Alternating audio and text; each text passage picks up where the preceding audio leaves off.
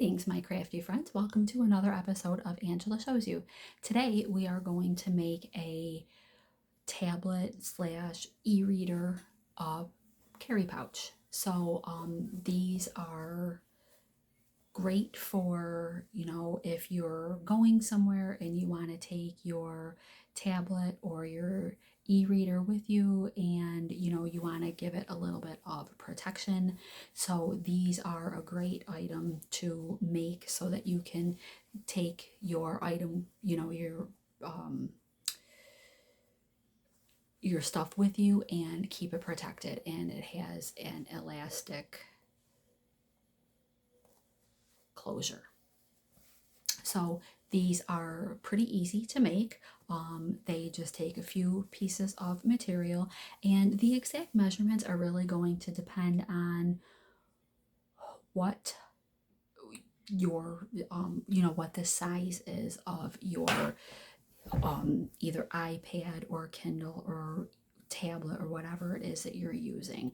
So I'll give you measurements that I use for mine, but you will want to measure yours and just see what size it is so that you know how big you want to cut it. And then of course you are going to want to make sure that whatever size you measure your iPad or Kindle or tablet, give yourself a seam allowance. So, and just a little bit of extra wiggle room. So I would say, depending on the size, you would want to give yourself between a half inch and 1 inch. So you have a seam allowance and just a little bit of extra space. So I have cut my pieces to, you want inner and outer, lining and exterior, and you want front and back. And you'll notice on here that the back side is taller than the front piece. So I have cut my pieces to 9 inches wide by 11 3/4 inches tall, and that was for the front. Okay, and then the back side is 9 inches wide by 14 inches tall. So then what you're going to do is I also cut my elastic piece. So I went and did this already ahead of time. So you will cut your elastic piece. I cut this, it's about 4 or 5 inches long. All I really did was I just took the elastic and I kind of figured out, how big do I want it to be. And then you're going to take your two right sides. You're going to take your fabric right sides together. Be careful if it's a directional fabric that you have it both sides so that the directions are correct. And then you're going to sew from the top of this piece. You're going to sew all the way down, you're going to sew across and then back up, and then of course I back stitched at the beginning and the end. Now what I did, I made sure is I folded the piece of material in half and I kind of gave it a finger press that gave me where the center was. So then I just clipped the elastic piece in place. And then we're going to do the same thing for the interior. So I'm just using solid black, so it doesn't really matter. But again, if you were using something patterned, you would just want to make sure that that it was pointed in the right direction. Now, the one thing that I do want to mention for your interior piece is you want to leave a turning gap. Okay, so we're going to do this one together.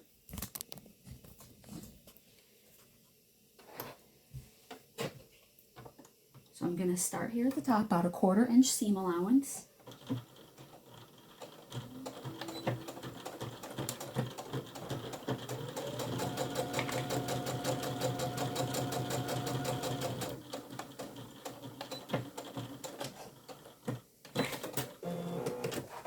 So down a little bit, and then I'm going to just give myself a few inches.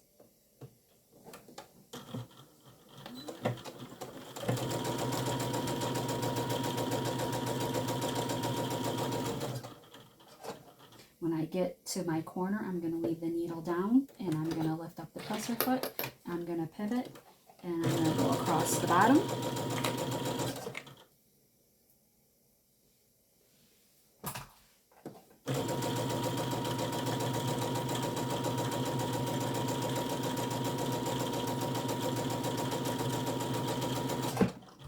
Leave the presser foot down.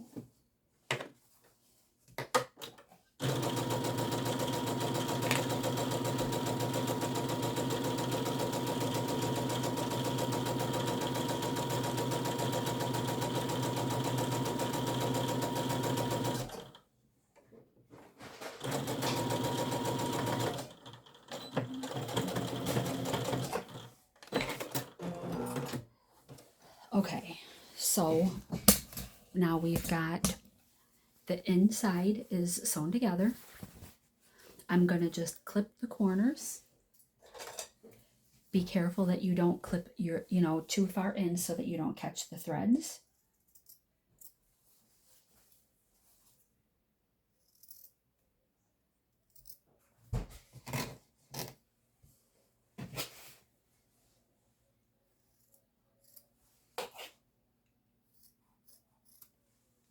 Okay.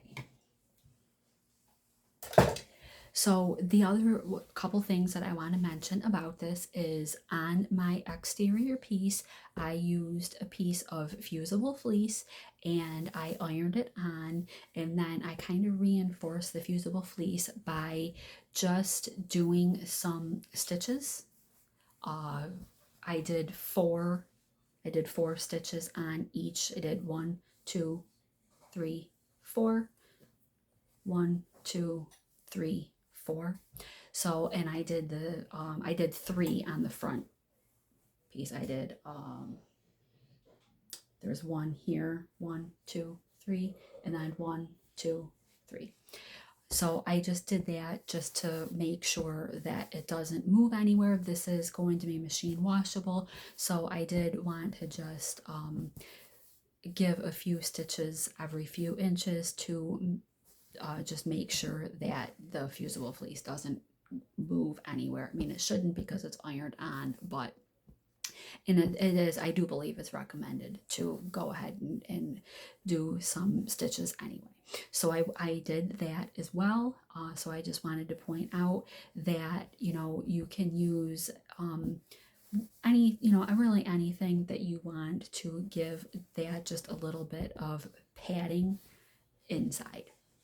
Okay, so and the other thing that I did was for the front piece, I just took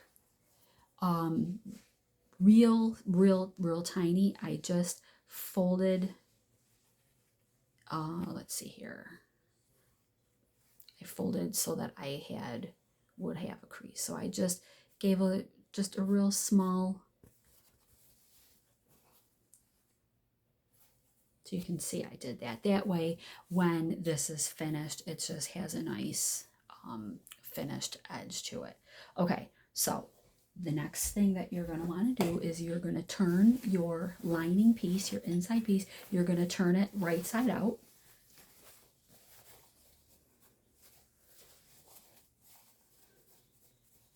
And I'm just poking my corners out a little bit.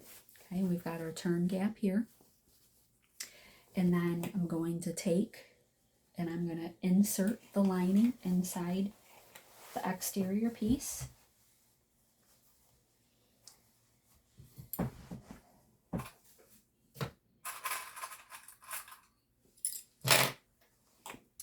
Alright, and then you just are going to want to take a minute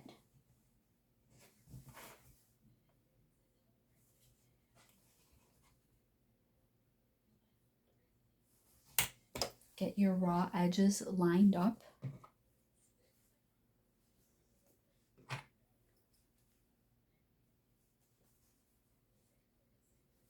Do the same thing on this piece. I want my edges to be nice and lined up.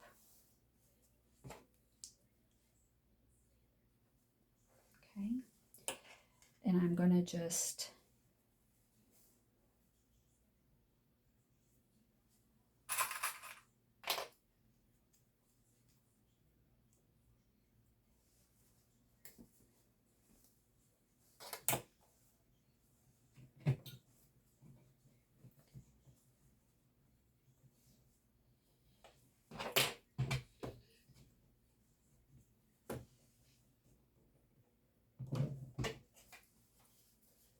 Okay.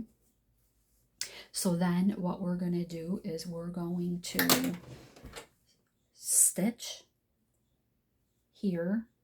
We're going to stitch up and around and back down, and we're going to stop at this seam here, and then we're going to stitch this piece. We're just going to go from one end to the other.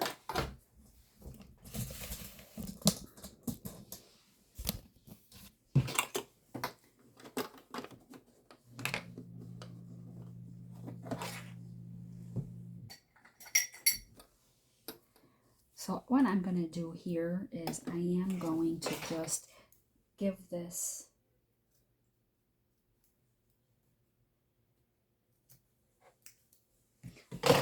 I cut it just a little bit so that I can line that up.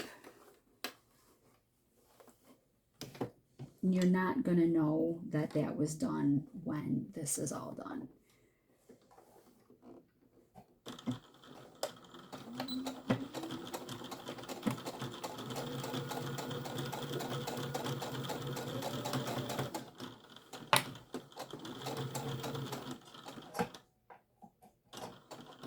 Leave your needle down. Go ahead and pivot.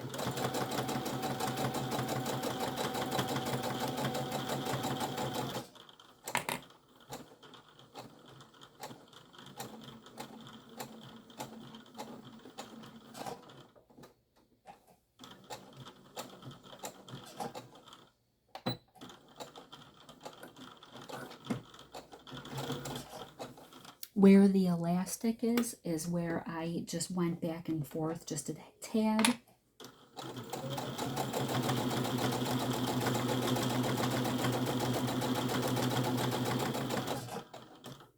Oops.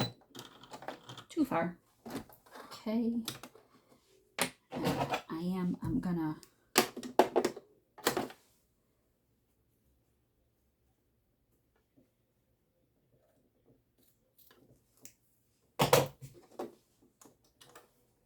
okay.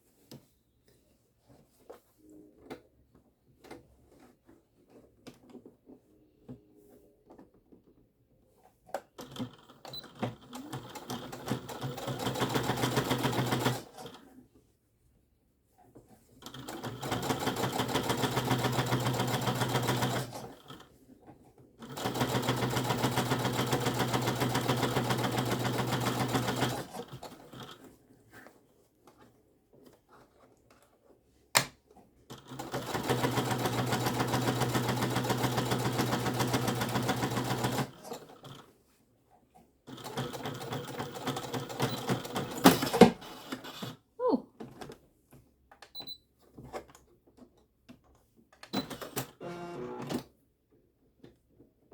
My needle broke.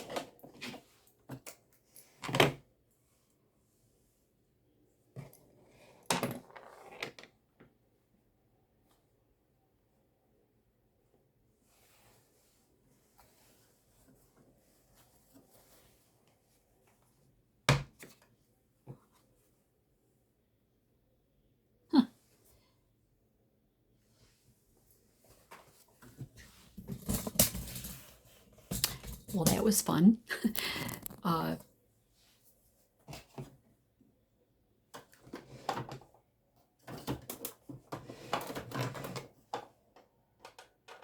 there's a lot of bulk when you get to the edge like that, so the needle broke in there. That's okay. We'll replace it. In fact, I can do that now just to show how easy it is to replace a needle. So I've got replacement. I use the Schmetz, and these are whoops, you know what? This is embroidery needle.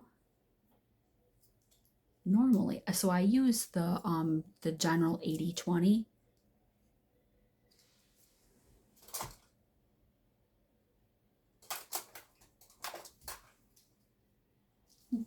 I just noticed that I think when I ordered these, they sent me the wrong size. I normally use 80/20.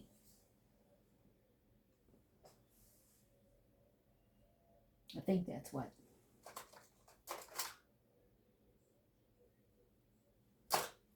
I will have to look at my owner's manual again, but you're just going to take, so you'll notice there's a rounded side and a flat side. So the flat side goes towards the back.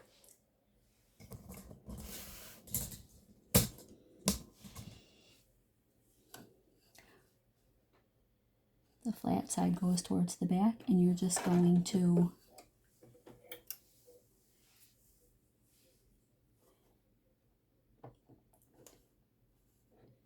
push it up until it doesn't go any farther.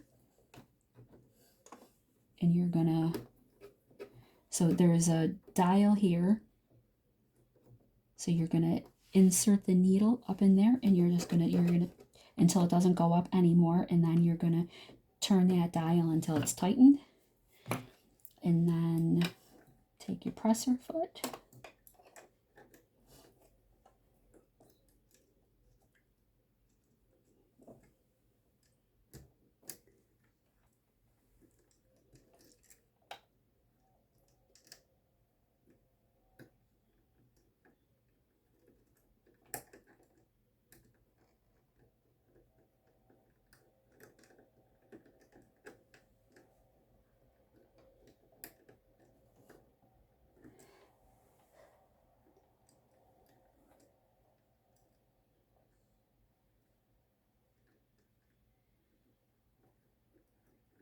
There we go.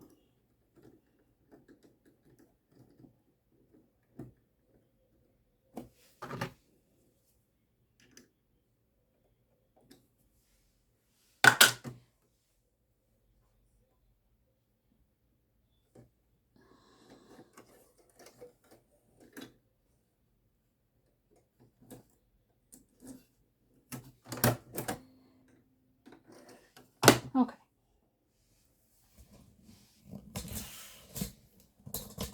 There we go. Okay, so back to this. So then you're going to pull your lining out, find your opening, your turn gap. You know, leave yourself a couple inches, and then we're just going to push everything out the turn gap. I left myself a couple inches.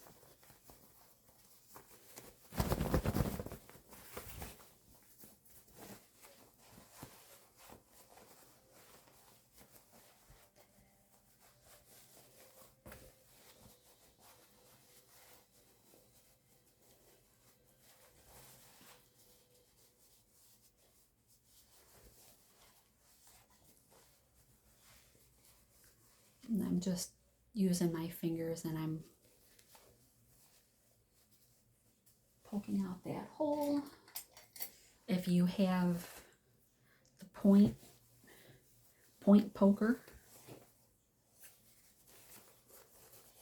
just be careful that you don't poke too hard and poke your point turner right through, but you can use it to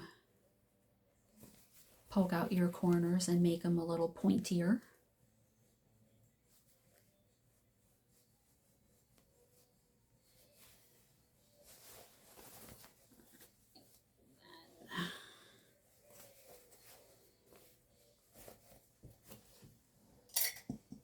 Okay, and then you're gonna want to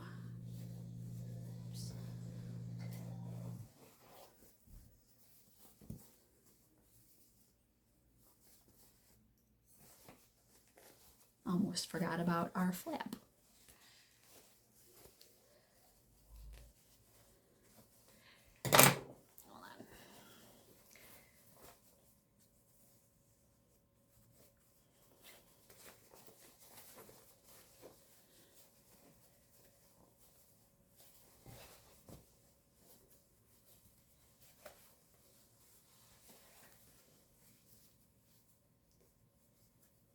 Hold on. The flap's not going to need the point turner.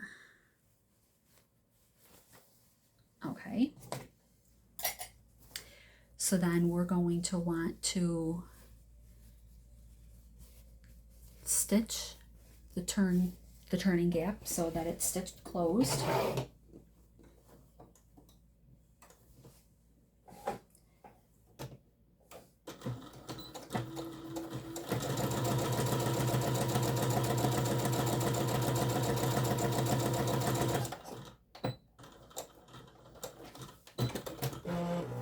Okay.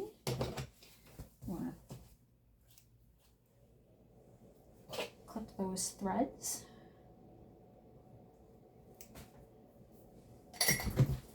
Okay, and then we're just gonna push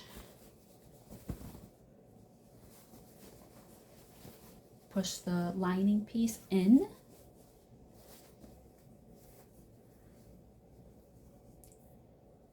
Okay.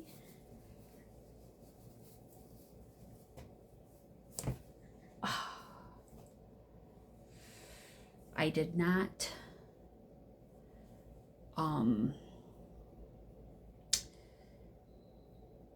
I think I left this too close to lesson learned. So when you've got your elastic, I normally leave it like so that it actually, so that it's not flush, so that it sticks up, and I didn't this time, and I just pulled it right out. So that's okay. What we can just do on this one is, instead of having that button, we can just do elastic. So the next thing, we're just going to give a nice little top stitch to finish that off.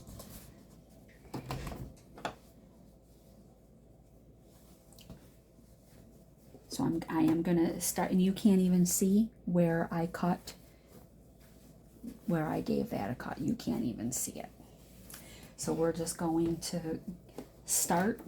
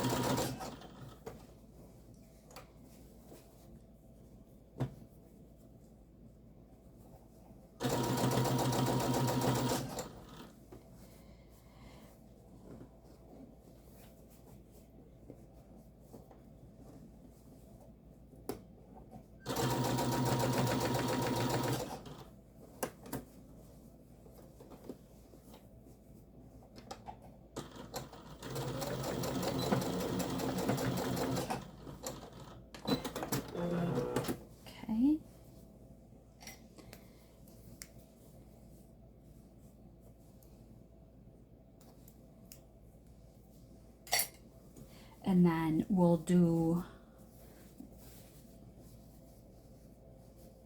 we can do the same along here.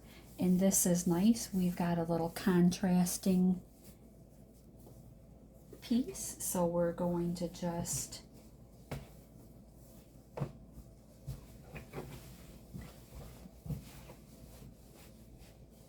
make sure that that's nice and flat.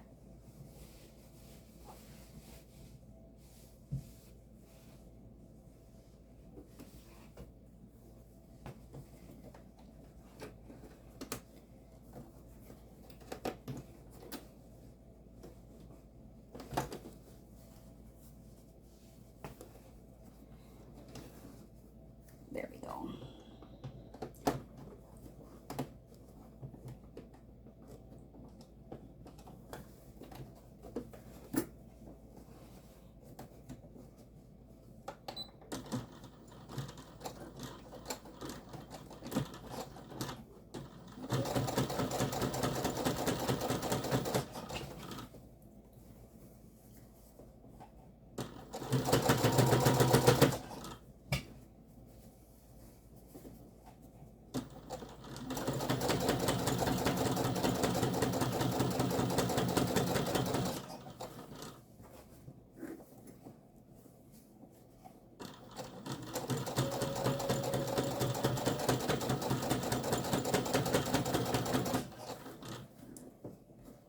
And I'm going to stop at the seam here.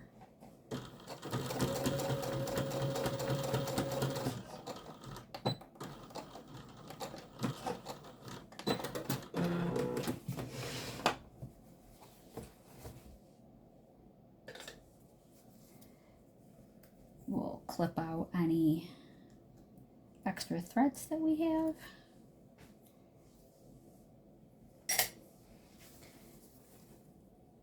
You can't even see that blends in real nice. You can't even see that stitch going across the top. We did our stitch along the top here. So then what I'll do is I'll just go ahead and I'll take a piece of Velcro. If you were doing the elastic piece, if you left enough room and it didn't pull it out, your elastic would be here, and then all you would do is kind of give it a fold over. So your elastic is here, and then you would use this as your guide to see where you would sew your button to loop the elastic onto.